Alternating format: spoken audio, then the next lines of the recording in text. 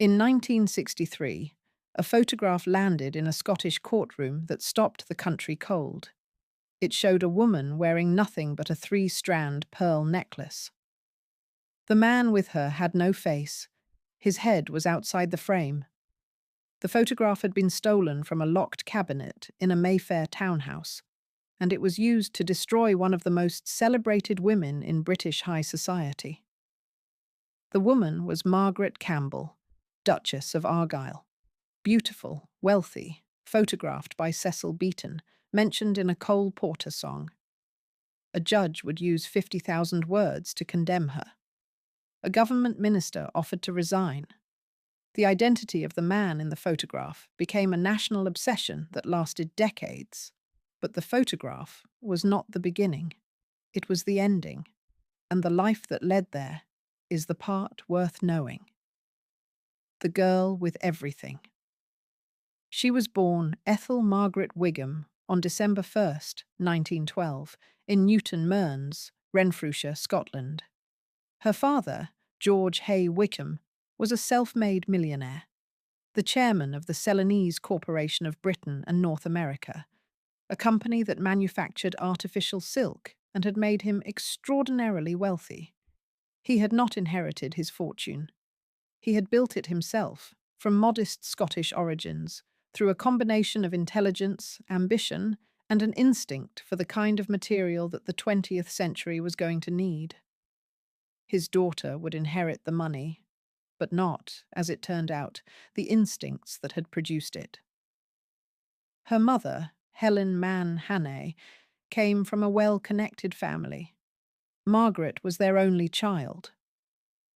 She spent the first 14 years of her life in New York City, educated privately at the Hewitt School, raised in the kind of transatlantic wealth that moved easily between London townhouses and Manhattan apartments and measured its seasons by which continent the social calendar was currently favoring. By the time her family returned to Britain, she had absorbed a quality that would define her for the rest of her life: the absolute, unshakable certainty that she existed at the center of things. Not arrogance, exactly. Something more settled than that. A sense that the world arranged itself around her, because it always had. She was, by all available accounts, extraordinarily beautiful. Dark hair, fine features, pale skin, the kind of face that photographers fell in love with immediately, and that strangers turned to look at in the street without quite knowing why they were doing it. Cecil Beaton painted her. Society columns followed her. Photographers sought her out. From the moment she was old enough to be interesting to the world was interested in return. Her mother, Helen, was the shaping force of her early years, and not always a gentle one. Helen was obsessed with Margaret's looks in a way that veered into something more controlling than admiring.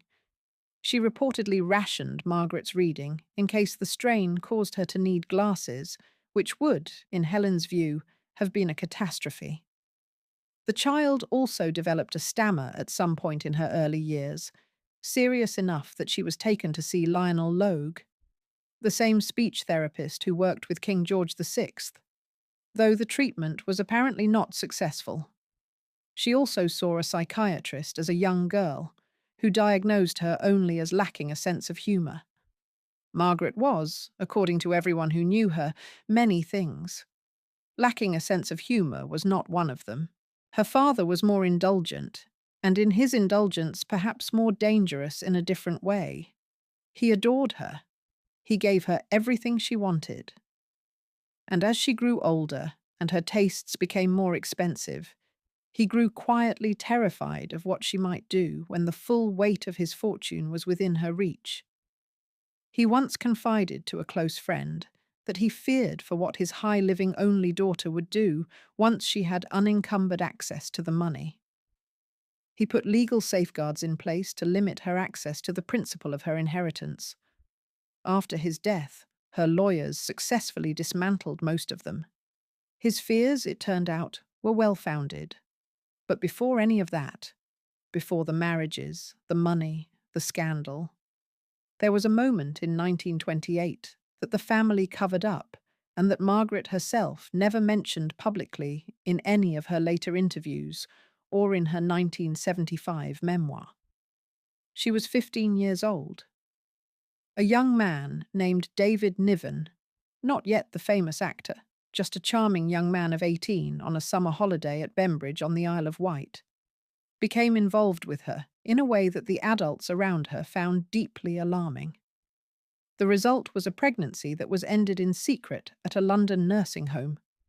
Her father was, by all accounts, furious. The family cook remembered the aftermath in the house as absolute and sustained chaos. Margaret adored Niven for the rest of her life. She was present at his memorial service in London in 1983, a full 55 years later. But the episode itself went entirely unacknowledged in everything she ever said or wrote publicly. In 1930, at 17, Margaret was presented at court in London, formally introduced to society in the ritual way that daughters of wealthy families were, a ceremony that conferred eligibility and visibility in roughly equal measure. She was named Debutante of the Year. She was, that season, the most talked-about young woman in London, not because of anything she had done, but because of what she was, and the way she moved through rooms, and the particular quality of attention she generated simply by being present. Young men of appropriate backgrounds began to present themselves.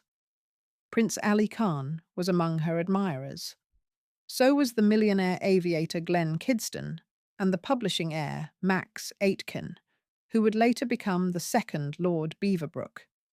She was briefly engaged to Charles Guy Fulke Greville, the seventh Earl of Warwick, which would have been a perfectly respectable match by any conventional measure of the era. And then she met Charles Sweeney, and conventional measures stopped applying. What happened next was the wedding that stopped traffic in Knightsbridge, and the marriage that, for all its glamour, was only the beginning of a much longer story. The first marriage. Charles Sweeney. Charles Francis.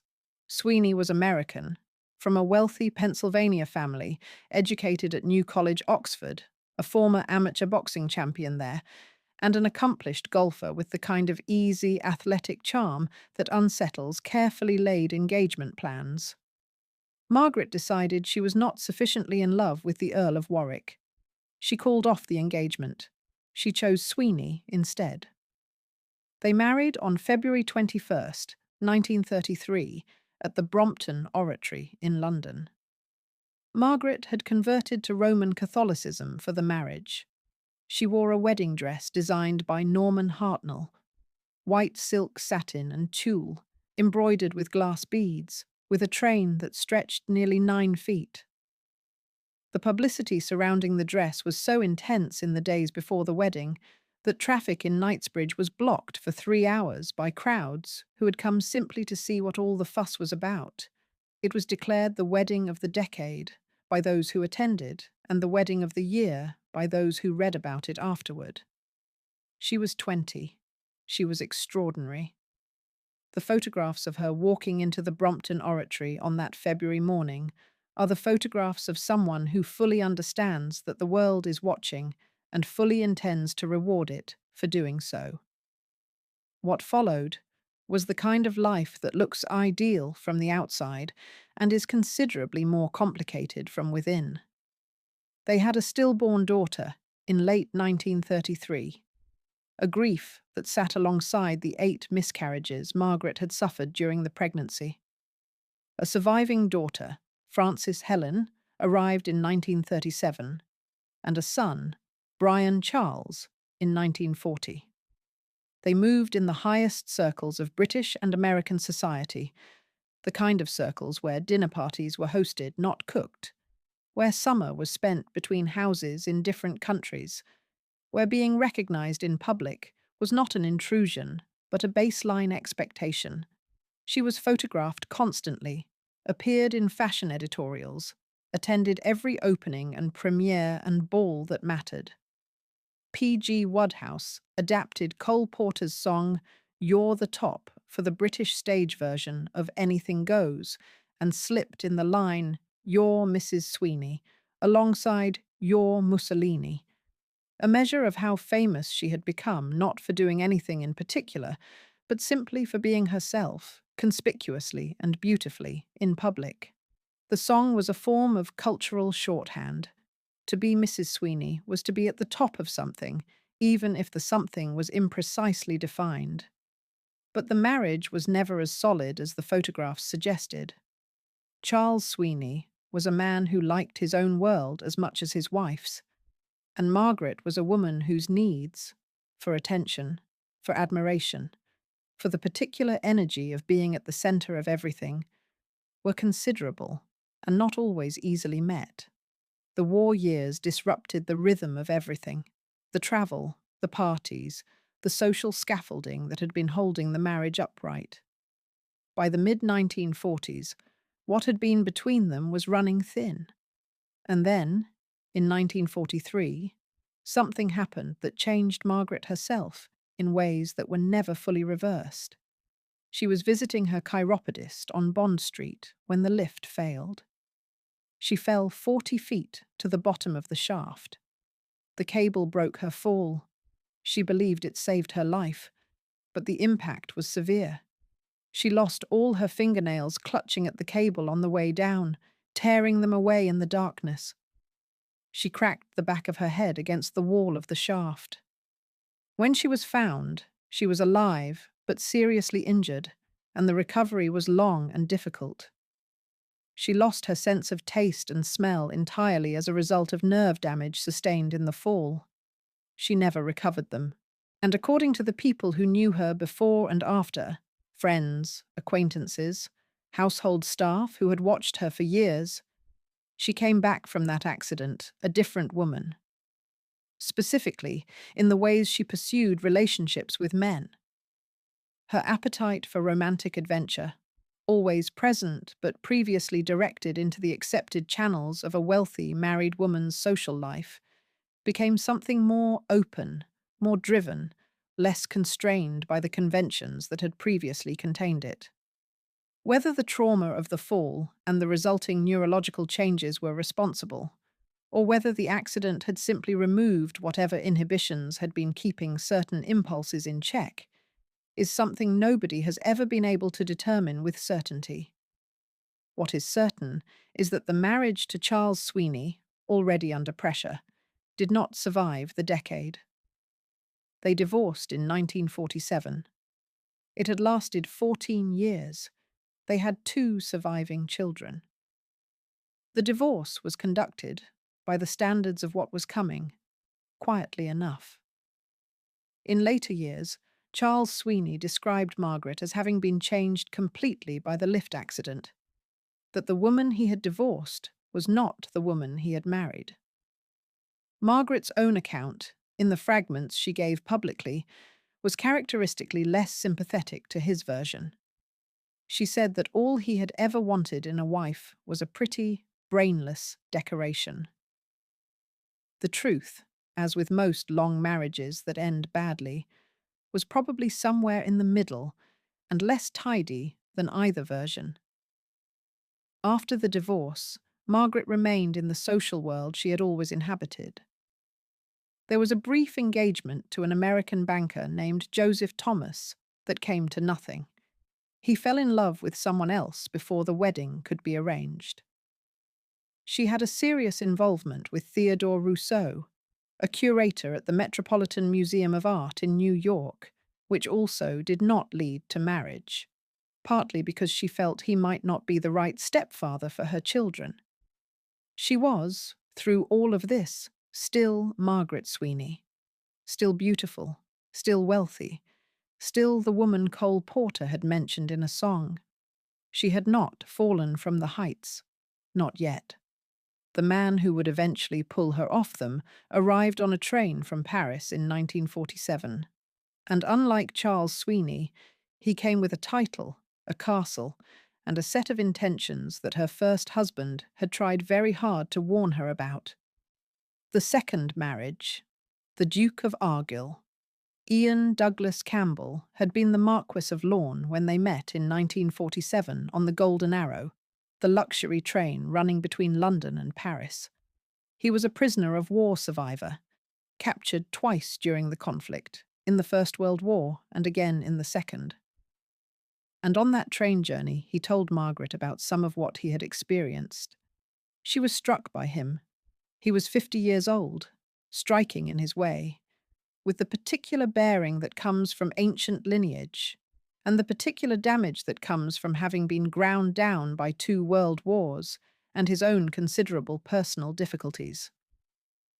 He became the 11th Duke of Argyll in 1949 when his father died, inheriting the title and the family seat at Inverarray Castle in Scotland, a vast, crumbling, extraordinarily expensive place on the shores of Loch Fyne that required a fortune in maintenance and had been consuming the family's resources for as long as anyone could remember. He was on his second divorce when he met Margaret. He was a man of considerable personal charm, who had spent most of his adult life being financially rescued by the women he chose to marry. His first wife had provided money. His second wife had provided money. Inverarray Castle had consumed money from both of them. Friends of both parties warned Margaret explicitly when the relationship became serious. A mutual acquaintance told her directly that Campbell had been heard saying, without any apparent embarrassment, that he would now get all his bills paid. Charles Sweeney wrote to her from across the Atlantic. The letter has been quoted in several accounts of her life, telling her with quiet directness that the man she was considering marrying had never once married for love, that he married for money, and that she would be making the greatest mistake of her life if she convinced herself otherwise. When Margaret later took offence at the Duke for being quoted as saying he only married rich women, her biographers have noted with some amusement that her objection was not to the sentiment itself, but to the fact he had said it in front of the servants. She didn't listen to any of it. She was 35 years old, recently divorced, still magnificent, and absolutely certain that the world arranged itself around her. That certainty had been one of her defining qualities since childhood. It had served her beautifully. It was about to fail her completely. They married at Caxton Hall Registry Office on March 22nd, 1951. She was 38. She brought her money, her connections, her social prestige, and a genuine hope, apparently sincere and not entirely unreciprocated at the beginning, that this time it would work differently. He brought the title, the castle, the ancestry that stretched back centuries, and debts that her fortune was immediately put to work addressing. According to the biographer Lindsay Spence, the Duke had forged a deed before the marriage that gave him access to some of her money, under the guise of using it to restore Inverarray Castle. The castle was indeed restored, over the years that followed, to something approaching its former grandeur. Margaret paid for the restoration. It was, in retrospect, one of the more expensive mistakes she ever made. She was now Margaret Campbell, Duchess of Argyll, the third woman to hold that title through marriage to Ian Campbell, who collected duchesses the way other men collected debts, which is to say without any great foresight about how the arrangement would eventually conclude. She became the mistress of Inverarray Castle.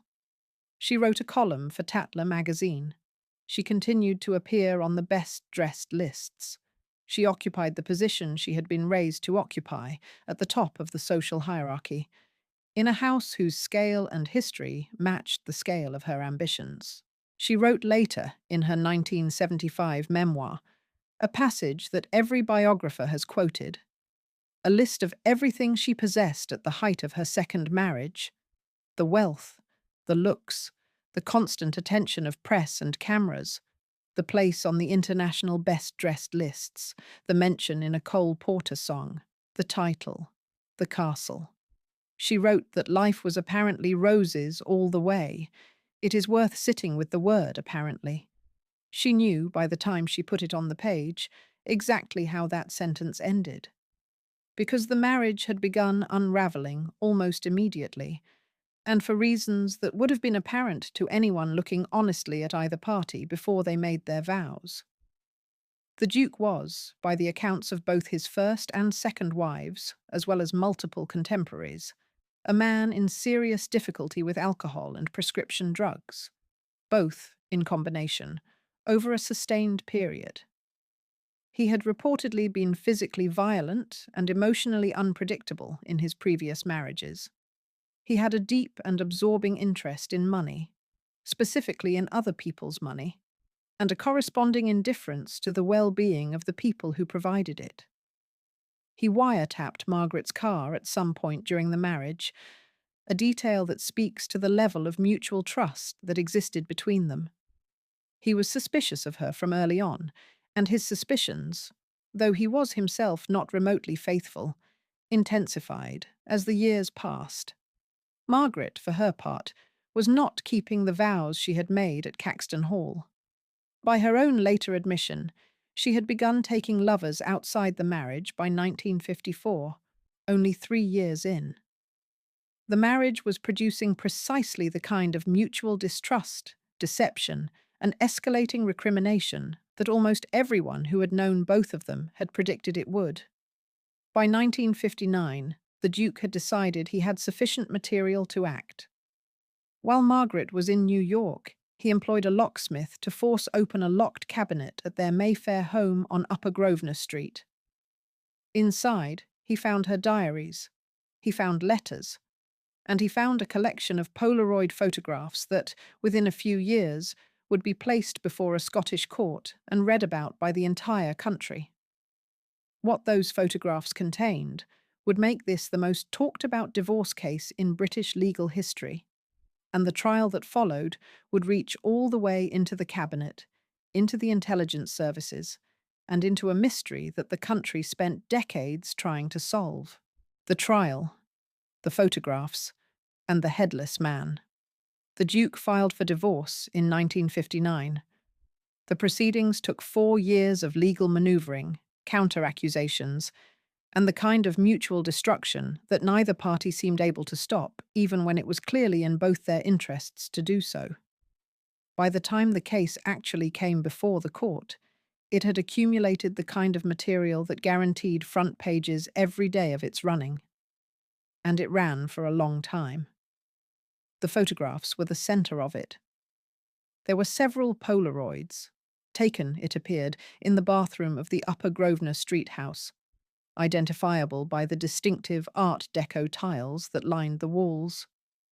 In them, Margaret was recognizable by her signature 3-strand pearl necklace, the one she wore in almost every photograph ever taken of her. The men with her were not identifiable. Their faces were outside the frame, or simply not captured. The press and the court fixed immediately on one photograph in particular, which showed a man whose head was entirely absent from the image.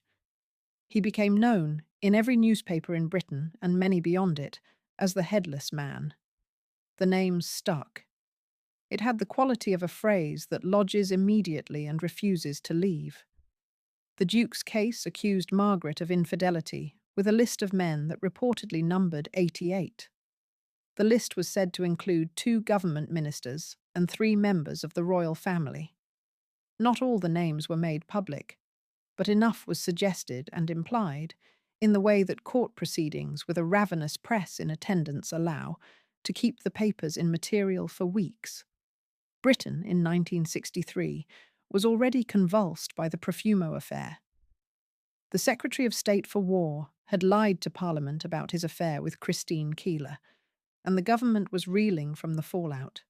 The Argyll divorce landed in the middle of all that, and the combination of aristocratic scandal, sexual photographs, and the suggestion of government ministers in compromising situations was, for the newspapers, an almost unmanageable abundance of riches. The political dimension of the case was serious enough that the government could not simply watch from the sidelines. Duncan Sandys, at the time the Secretary of State for Commonwealth Relations and, crucially, the son-in-law of Winston Churchill, attended a cabinet meeting on June 20th, 1963, and told his colleagues directly that he was rumoured to be the headless man. He offered to resign. Prime Minister Macmillan, already dealing with the Profumo disaster, persuaded him not to. The cabinet could not absorb another resignation over sexual indiscretion in the same summer. Lord Denning, the same judge who was conducting the Profumo inquiry, was quietly asked to investigate the identity of the headless man as a separate and discreet matter. He approached it methodically. There were handwritten captions on some of the photographs, 4 of them, recording the arc of a private encounter, and Denning invited the 5 principal suspects to the Treasury on a pretext, and had each of them sign the visitors' register. A handwriting expert was then given the signatures to compare against the captions on the photographs. The result, which Denning did not include in his published report, reportedly identified the handwriting as belonging to Douglas Fairbanks Jr., the American actor who had moved in London's aristocratic social circles for decades and maintained a long friendship with the Duchess. Fairbanks denied it publicly until his death. A Channel 4 documentary broadcast in the year 2000 complicated matters further, suggesting that there had not been one headless man but 2, that the most notorious photograph was taken in 1957, at a point when the only Polaroid camera known to be in Britain had been lent to the Ministry of Defence, which pointed toward Duncan Sandys rather than Fairbanks. The Duchess herself, when asked about it by a close friend, reportedly said exactly this, that the only Polaroid camera in the country at that time had been lent to the Ministry of Defence. It was the closest she ever came to naming anyone. She never publicly named anyone. She took the full answer to her grave. The trial itself, which concluded in May 1963, produced a judgment from Lord Wheatley that was, by any measure, extraordinary in the force of its language. In a summation that ran to 50,000 words and took 4.5 hours to deliver, the judge described Margaret as a woman who had indulged in disgusting sexual activities to gratify what he called a debased sexual appetite. He called her a completely promiscuous woman whose appetite could only be satisfied by a number of men. The divorce was granted in the Duke's favour. Margaret counter-petitioned, accusing the Duke of committing adultery with her own stepmother, Jane Corby William. She dropped her counter-petition on the day of the hearing due to lack of a witness, and subsequently had to pay £25,000 to her stepmother, who successfully sued her for libel, slander, and conspiracy. The Duke of Argyll remarried within the year, his 4th marriage, to an American woman named Matilda Costa Mortimer Heller. He died of a stroke in 1973, aged 69. Ian Campbell's 4 wives had between them lost considerable fortunes to the maintenance of Inverarray Castle and the maintenance of its owner's habits. He does not appear to have lost much sleep over any of it. Margaret was 50 years old when the divorce was finalised. She retained her title. She retained, for a time, the house on Upper Grosvenor Street.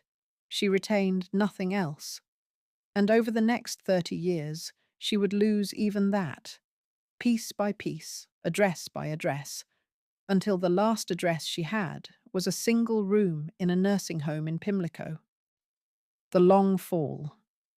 What came after 1963 was not a dignified retreat into private life.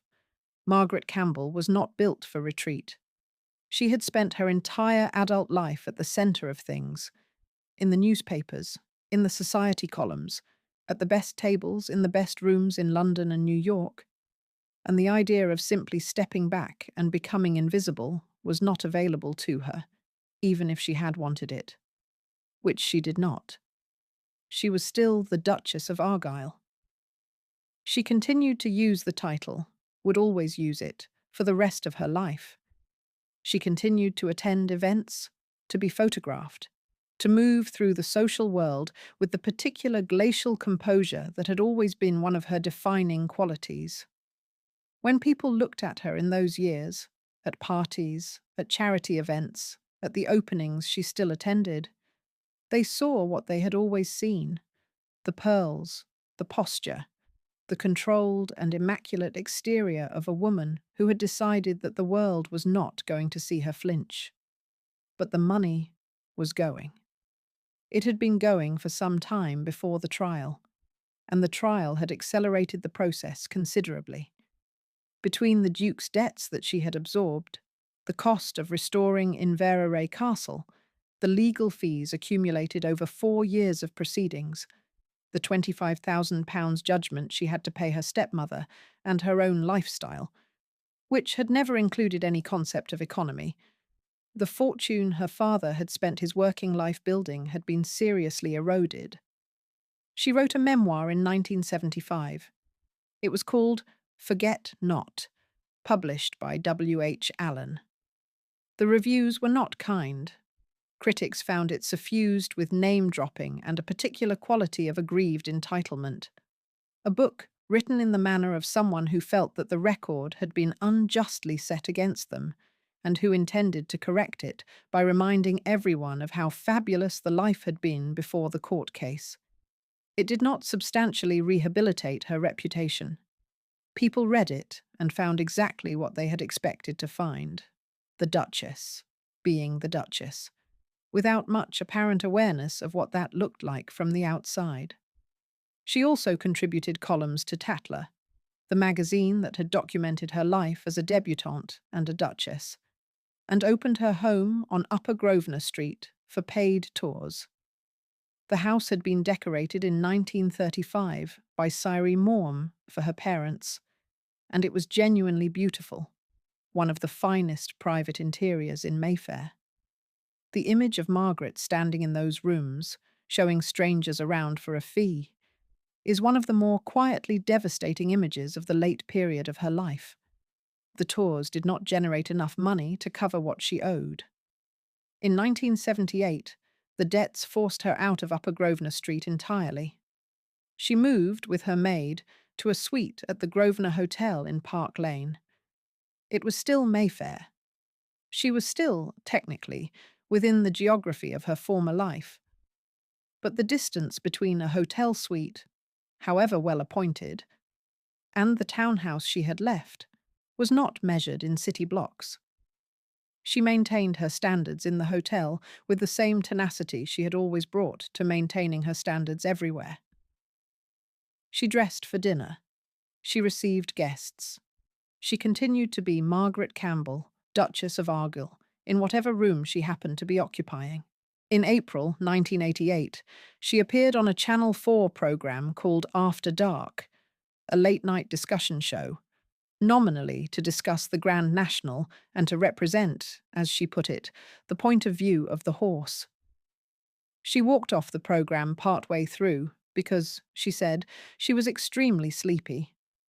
It was a public appearance that attracted some press attention, and the attention was not entirely sympathetic.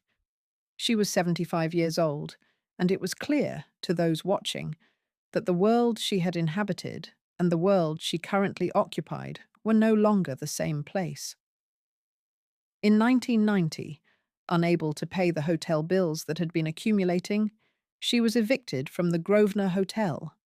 Her first husband, Charles Sweeney, the American golfer she had married at the Brompton Oratory in 1933 and divorced in 1947, the man who had written her that letter warning her not to marry the Duke, was among those who helped find her a temporary apartment after the eviction. That particular detail has a quality that resists easy categorization. The man she had left had outlasted the man she had left him for and was helping her find somewhere to sleep. Her children, Francis and Brian, arranged eventually for her to be placed in St. George's nursing home in Pimlico. It was a respectable establishment, but Pimlico was not Mayfair, and a nursing home was not a townhouse on Upper Grosvenor Street. Tatler, which had photographed her at her most glamorous for 40 years, sent a photographer.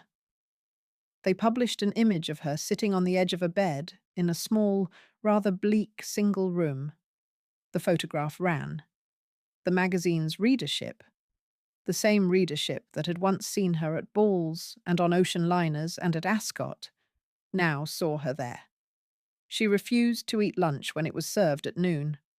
Only servants ate at noon, she told the nursing home staff.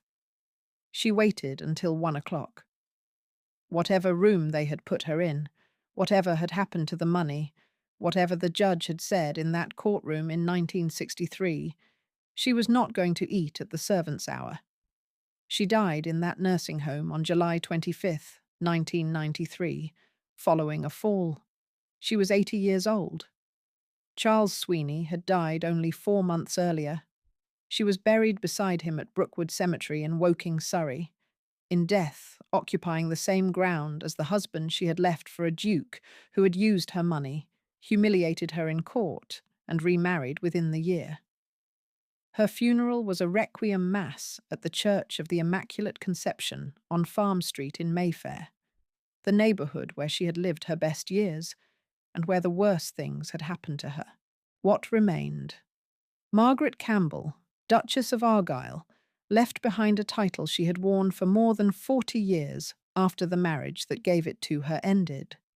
She left behind a memoir that nobody much liked, a house that had been sold to pay debts, and a photograph that had circulated in a courtroom in 1963 and never entirely gone away. She left behind a question that outlasted her, the identity of the headless man, which remained unresolved at her death and contested long afterward. Within weeks of her dying, the identity was reported in the press as Douglas Fairbanks Jr., based on the handwriting analysis Lord Denning had conducted privately 30 years earlier. Fairbanks himself had died earlier in 1993.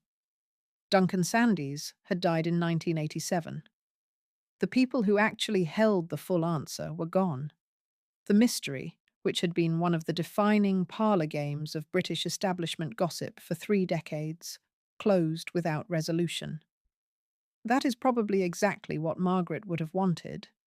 She also left behind, less tangibly, a case study in how a society handles women whose private behaviour embarrasses public institutions.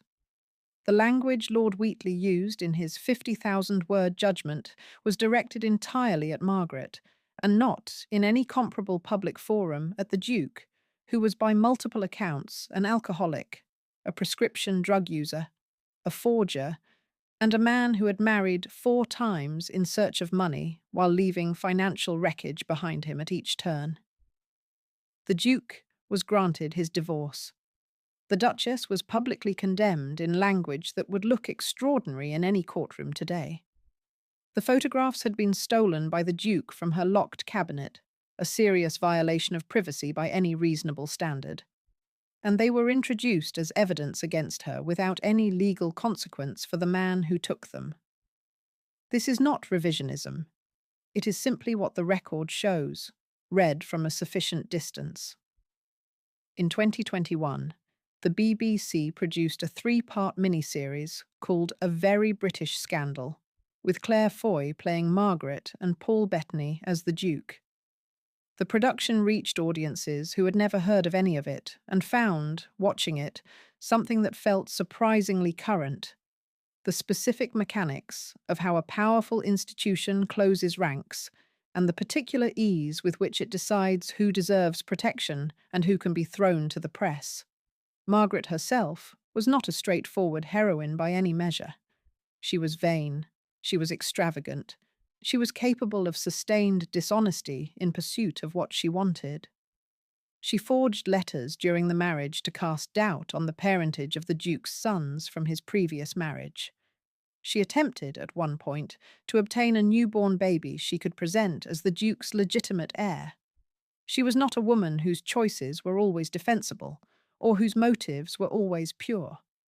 But she was also a woman who had been celebrated and admired for everything she was, and then condemned and systematically destroyed for some of the same things when it became convenient for people with more power than her to do so. She once told the New York Times that she didn't think anybody had real style or class anymore. Everyone, she said, had gotten old and fat. She said it with the absolute assurance of someone who believed herself to be exempt from both conditions. Even at the end, sitting in that single room in Pimlico, waiting until 1 o'clock to eat her lunch because servants ate at noon, she was Margaret Campbell, Duchess of Argyll. Whatever else had been taken from her, nobody had managed to take that. She had been born into a world that celebrated beauty, rewarded elegance, and asked very little else of women. She had given it what it asked for, and then some. And when that same world turned on her, using her own private life as the instrument of her destruction, she refused to disappear quietly, even as everything around her disappeared. That stubbornness was not always admirable, but it was, in its own way, entirely consistent. From the girl who stopped traffic in Knightsbridge on her wedding day to the old woman who refused to eat before 1 o'clock in a nursing home in Pimlico, she was always, unmistakably, herself. If you enjoyed this video, please like and subscribe to our channel so you never miss out on more fascinating stories.